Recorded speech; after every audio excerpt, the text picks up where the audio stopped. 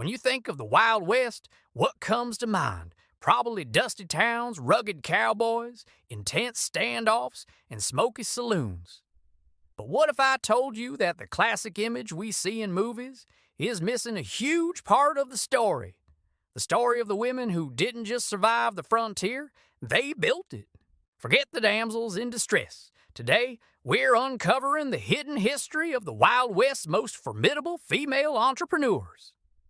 The frontier wasn't just a man's world. While men were prospecting for gold or driving cattle, women were spotting opportunities and building empires from the ground up. They were the backbone of these booming towns, providing essential services that allowed communities to thrive. These weren't just side hustles. These were serious business ventures run by sharp, resilient, and incredibly savvy women who defied every expectation society had for them. Their stories have been buried for too long, but their legacy is everywhere if you know where to look. So, who were these pioneering powerhouses? Let's meet a few. Ever heard of Eleanor Dumont? Probably not. But on the frontier, she was a legend known as Madame Moustache. She was a skilled card dealer who opened her own high-end gambling parlors across the West.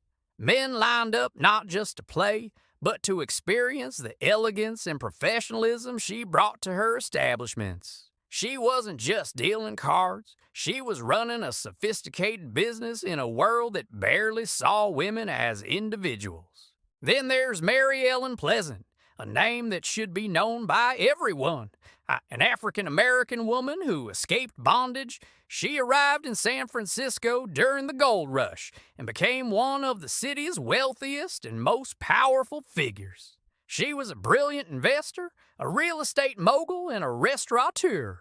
She used her wealth and influence to fight for civil rights, funding legal battles and helping others escape slavery. She was a master of navigating a deeply prejudiced system, using her business acumen as a tool for both personal success and social change. And these are just two examples. Women across the West were running all kinds of businesses. They were laundresses, a physically demanding but highly profitable trade in dusty mining camps where clean clothes were a luxury. They were innkeepers and boarding house owners, providing food and shelter to the constant influx of travelers and workers.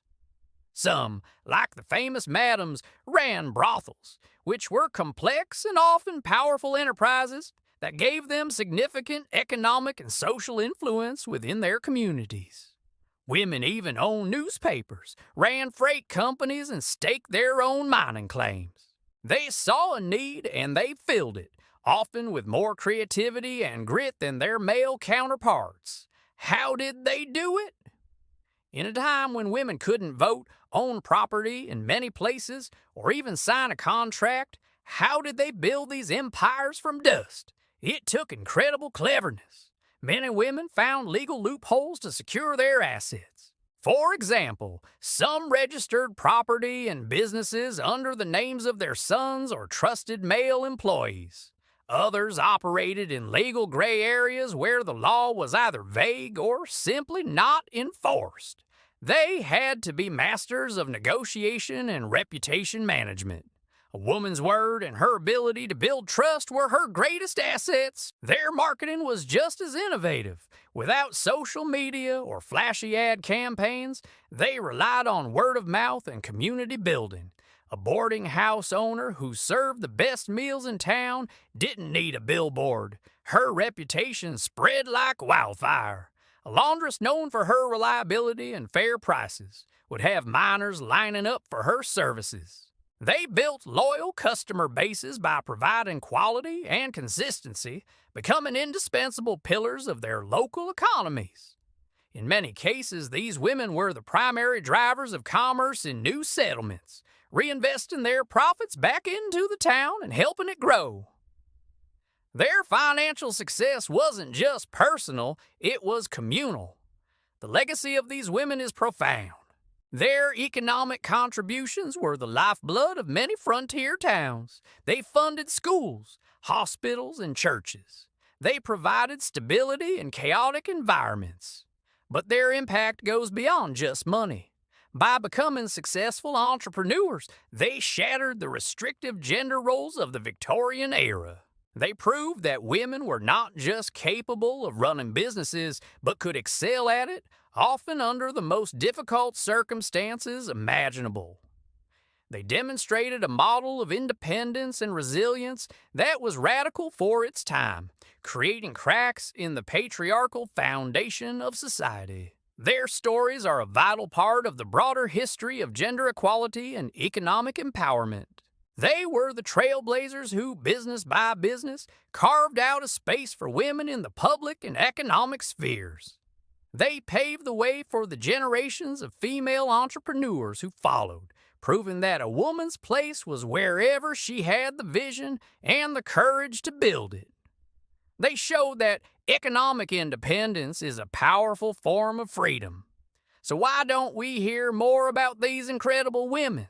For a long time, history was written by men, about men. The dramatic stories of cowboys and outlaws simply overshadowed the quieter, yet arguably more significant stories of the women who were building the society those men lived in.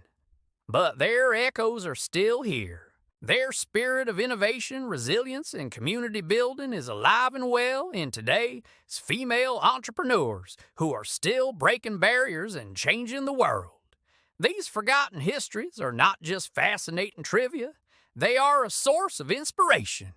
They remind us that powerful stories are often hidden in plain sight, waiting to be rediscovered.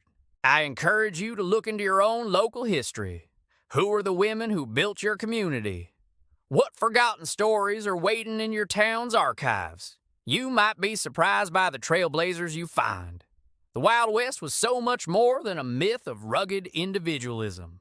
It was a complex, diverse place built by the hands and minds of countless unsung heroes, many of whom were women.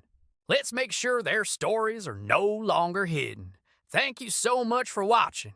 If you found this story as inspiring as I did, please give this video a like and share it with someone who needs to hear it. And don't forget to subscribe for more hidden histories. See you next time.